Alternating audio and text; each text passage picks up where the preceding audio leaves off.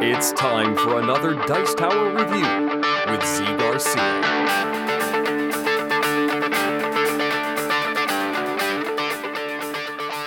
The game of pairs is an interesting little push your luck game which utilizes a very clever deck, very versatile deck of cards to play a simple, light game which I enjoy. I enjoy quite a bit. Well, now along comes Deadfall, and Deadfall utilizes a deck that is exactly the same. This one happens to have new artwork, and there were many of these pair decks produced that all had different artwork.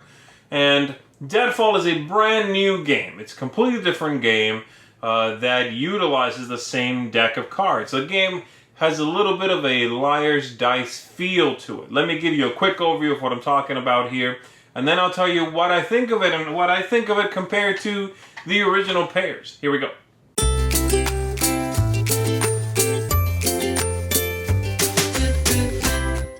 In Deadfall, each hand plays out the same. You are going to give each player 6 cards, and then we are all going to ante up. I think that's 6, yes. Everybody throws in 1 chip into the pot here. Put the deck aside somewhere. Now, depending on if you're playing with the basic rules or the many variants that the game includes, there would be a couple of different ways for this round to start. I actually prefer the variant where someone just starts playing cards, but the one of the other ways the game says to do it is to all put 1 in and flip them simultaneously like this, and then start from the player who played the lowest card. And so this person is going to have one of 2 options left. Right now we have a 3, a 4, a 10, and a 10, okay? They're going to either play another card from their hand on top of this one here, still showing the 3 below that, but a brand new card, or they're going to call out someone else. And when you call someone else's last play out, you are basically saying that is the last card of that number still in play. And this deck has 10 10s, 9 9s, 8 8s, and so on down to a single 1, okay? And so this player would look at their hand, and they might play, let's say, a 6 here. So play a 6, that's it. It goes over to the next player.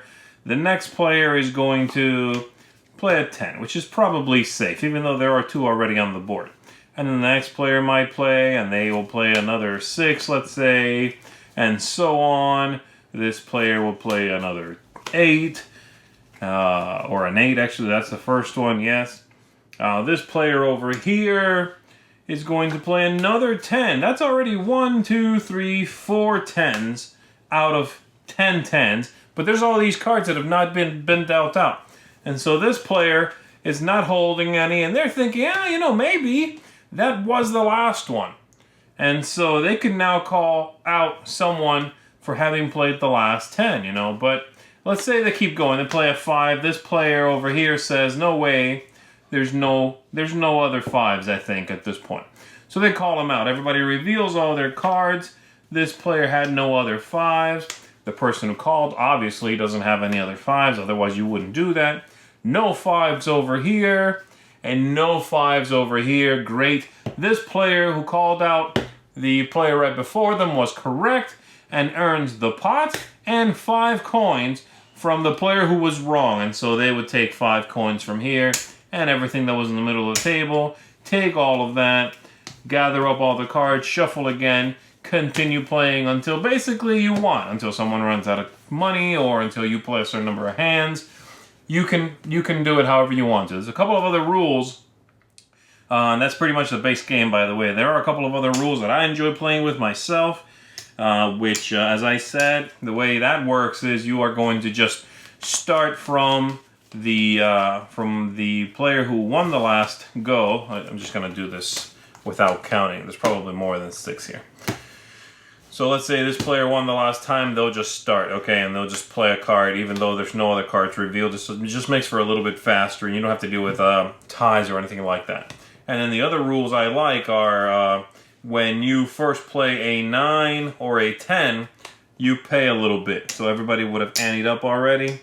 But this is called breaking the 9s. If you break the 9s, meaning you're the first one to play them, then you have to throw a coin in. If this player breaks the 10s, you throw in 2 coins. It makes the pot a little bit bigger, and it makes those cards that are so plentiful a little bit weaker because you have to pay to be the one who breaks it. Now, if this player played another 10, that's okay. It's already been broken. And then one final thing I like to throw in is having to pay someone a cherry. And what that means is, if this player had called out this player on the 5s, as we saw earlier, and they didn't have a 5 themselves, but this player over here had a 5 and had saved them, then the player who was saved pays a coin to that player who saved them, okay? And again, just a couple of little things to make the money flow a little more interesting, but that's pretty much the game. Shuffle up and continue playing, push your luck, try to be tricky, try to fool other players into calling you out when they shouldn't, call out other players when the time is right, and if you end up with the most money, of course, you are going to win the game, and that is Deadfall. As I said before, I enjoy pairs, but I think Deadfall is an even better game. I've had a blast playing this. Now, I'm a big fan of Liar's Dice, and that's possibly got something to do with it, but the interaction in Deadfall I find to be more interesting, more engaging. The push your luck, the bluffing in it, the way the deck enhances the play of the game is fantastic. I've really enjoyed it. And then being able to discover exactly the version of Deadfall that it works for you is also very cool. As I said, I used some of the variants suggested in the rulebook because I found them to be a little bit more engaging. They give you a little bit more to think about while still keeping the game super light, simple, and breezy. You know, it's got the same vibe as playing poker or playing Liar's Dice or something like that, where you play many little rounds, typically punctuated by a big aha moment at the end of each of those, like, I got you, you're going to be paying me a lot, or ha ha ha, I was holding another one of those 3s in my hand, whatever the case may be. And so I enjoy it a lot. This is a big thumbs up for me. It's a little deck of cards I'm going to be hanging on to for a long time. You can play Deadfall with a pairs deck. The decks are identical, and you can play pairs with a Deadfall deck.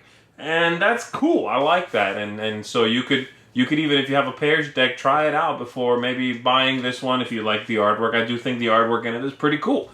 It's got a good look to it, this one. So even if you just like pairs and like collecting the different pairs deck, maybe this one's one you want to add on to that collection, you know? So, big thumbs up from me. The only thing I have a minor issue with was the rulebook does not mention anywhere how the game ends. I mean, it doesn't even suggest, hey, play till you want, or hey, play till everybody, like set a time limit, or till someone runs out of money. It doesn't mention how the game ends at all. I had to jump online and look that up, where the designer said, do whatever you want to. Okay, cool, but it still would have been nice to say, do whatever you want to in the rulebook, okay? So that's my minor issue with it. Otherwise, awesome little game, really enjoyable. If this is your type of thing, definitely go check it out. That's Deadfall. Thanks so much for watching the Dice Tower videos. Find more great videos and reviews, as well as our top-rated audio podcast at Dicetower.com. You can also find other great shows at Dicetowernetwork.com. I'm Eric Summerer, and you've been watching The Dice Tower.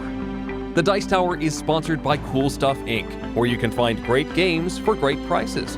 Cool stuff in stock. Check them out at CoolStuffInc.com.